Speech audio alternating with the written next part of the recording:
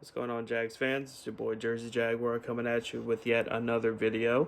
We're going to be talking about the top 5 most crucial Jaguars heading into the 2021 season. And at number 5 for me, I have DJ Chark. So DJ Chark, some Jaguar fans are kind of on the fence on whether or not he's like a legitimate number one receiver. Some say he's not. Some people I'm seeing a lot say that Laviska Shenault is our number one wide receiver. Me personally, as of this very second, I think Marvin Jones is probably the number one. Now, by week 2 or 3, that could totally change. I think DJ Chark should be the number one. However, between injuries and horrible quarterback play, he kind of regressed last year, and it is crucial for this offense because we know the potential that it has with the dual running back threat and what we believe Laviska Shenault could be in his second year, and the veteran presence and the talent that Marvin Jones has. If DJ Chark is able to get back to his 2019 form and even ascend far beyond that, based off of the quarterback that he will have now, that will make the whole offense click. If we have DJ Chark, who's able to burn the defense for the deep stuff and the speed that he has, and then defenses will have to account for Marvin Jones, and then Laviska Shenault, what we think he will bring to the table, it will just add so much of a dynamic and add more stress to the offense. But if DJ Chark doesn't make that step, then I think the offense is still good, but not the far potential that we have if DJ Chark does not take that big step forward. So we'll see. I'm excited to see what he does. I hope that he forces the Jaguars to pay him by late November. That's my hope. Number 4, CJ Henderson. CJ Henderson was the 9th overall pick 2 drafts ago.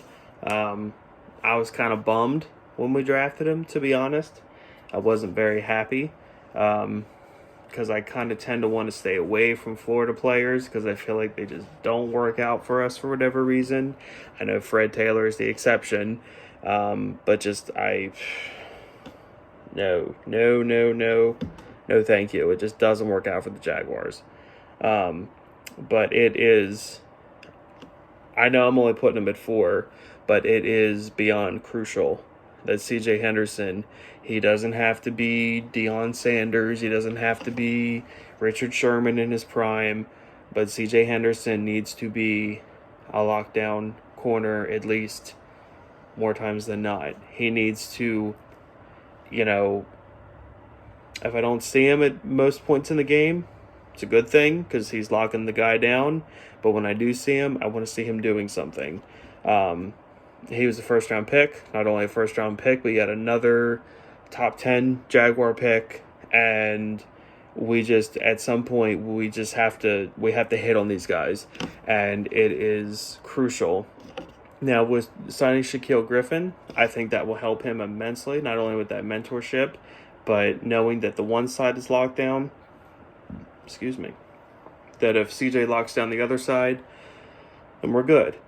For the most part. Kind of taking maybe that extra stress off of him, and like I said, that mentorship of Shaquille Griffin, I hope will help him. I hope the injury bug that has really plagued him, I hope he's able to shake that off. But we'll see. But it is crucial for CJ Henderson to take that big sophomore jump. Number 3, Chaisson. Chaisson did not do a whole lot in his rookie year, which is not entirely his fault.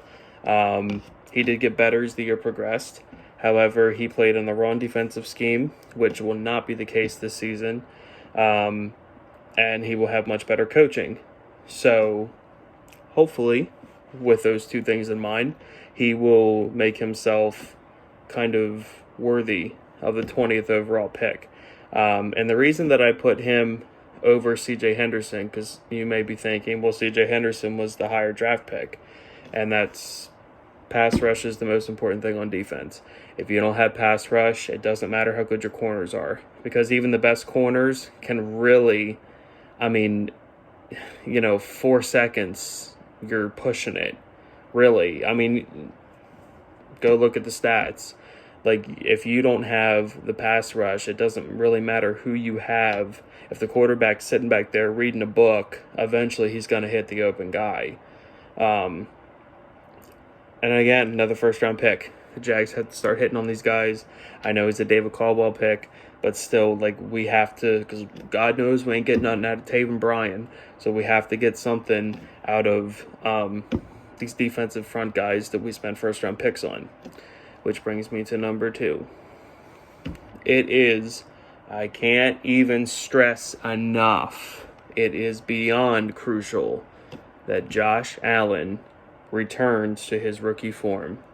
And not only returns to his rookie form, but that he goes above and beyond that. And that he sustains that for years to come to earn a second contract and a third contract. And to be what everyone says he was coming out of Kentucky. Because his rookie year, we're like, this dude's awesome. 10.5 sacks, pretty much coming off the bench. Because he didn't start over Calais Campbell or Unique Ngakoue. He was awesome his rookie year. And last year, he was just not effective. And now a part of it was, if you go back and watch, which I don't encourage you to go back and watch anything from last season. But if you go back and look, he's getting double-teamed every play because there's no one else on the defensive line that's worth anything. So guys were just able to single him up, double-team Josh Allen. He's neutralized. We've added a lot more on the defensive line, so that should not be the case this year. And then with the 3-4 scheme coming into play, that'll obviously change things up a lot.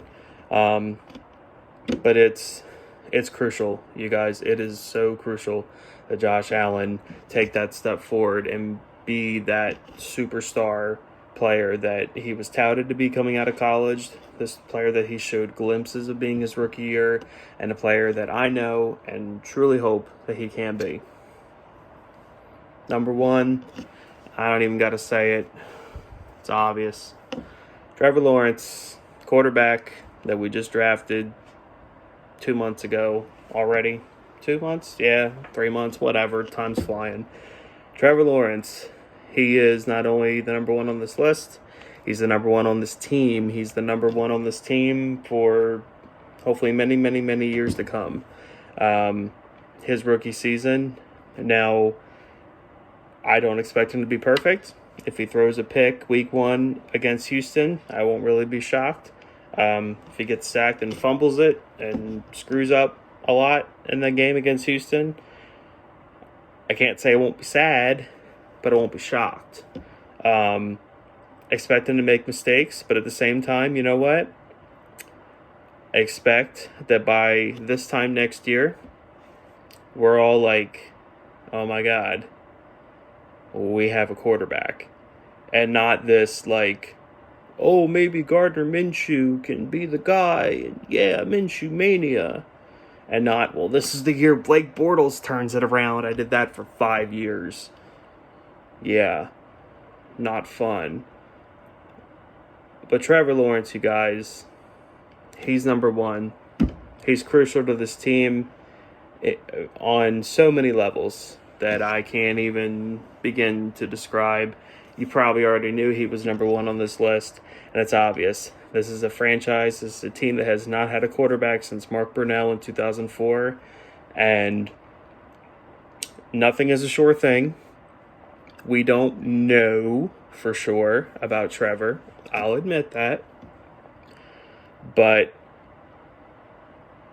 we kind of know, right? Like, that's how it is. Like, we don't know, but we know.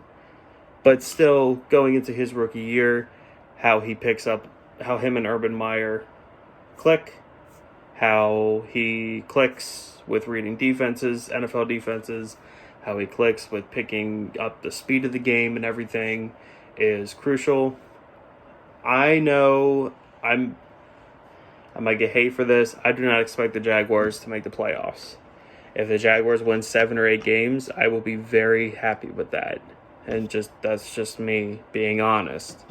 The most important thing about this season is for Urban Meyer and Trevor Lawrence to get their feet in the water, feel the temperature, feel it out, feel, if it's too cold, is it too hot, get it just right. And then years 2, 3, 4, 5, 6, 7, 8, 9 to compete with the Chiefs, to compete with Pittsburgh, to compete with, I almost said New England, but that's not the case anymore, to compete with Buffalo, to compete with, I think people trash talk Tua Tagovailoa, but I think the Dolphins could be pretty good. But I'm getting off track, but you know what I mean. The Jaguars can be an AFC contender, a serious one, but it all comes down to this guy. And those other 4 dudes I mentioned, those are pretty important too. If you watch this video all the way to the end, I appreciate you very much. Hit the like button if you love your Jags. If you're not subscribed to this channel, consider subscribing to it if you love your Jaguars and you hate those rotten Tennessee Titans. Have a great day.